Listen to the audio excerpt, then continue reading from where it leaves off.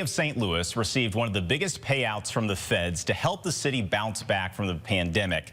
Some $30 million of that money is going toward boosting businesses in North St. Louis. However, the process remains under scrutiny. Some business owners say the city is being corrupt.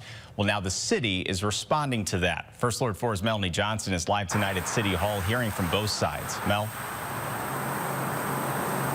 Yeah, we're live in downtown where the St. Louis Development Corporation says they were promising a transparency report after pushback from North City business owners who say instead of using this money to help them, it is now contaminated in corruption. We need to audit the full city government, starting with SLDC. Mismanagement of millions, says Tamika Steigers, denied funds after $30 million of COVID relief money, originally for 295 North City businesses. 22 of those entities getting $21 million of it. How do you keep telling the little kids, come back, rebuild your community?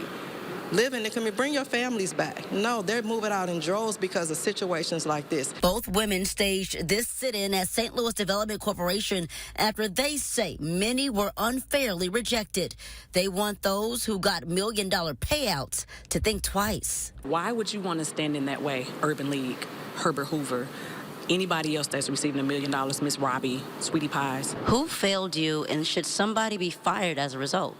Oh, absolutely. I say the top down with SLDC. They've hired a lot of incompetent people. And this is a moment where we have to be transparent. St. Louis Development Corporation CEO Neil Richardson says he has no plans on stepping down, and they awarded the grants based on a scoring card. That's one thing I stand behind wholeheartedly, that we had a scoring process and a rubric that was really centered around the priorities of the program. So when he's saying transparency, you lie, so how can I look at you as one of the business owners, unsuccessful business owners, and trust this process moving forward? What do you say to criticism that this process was about favoritism and not about scoring? Yeah, absolutely not.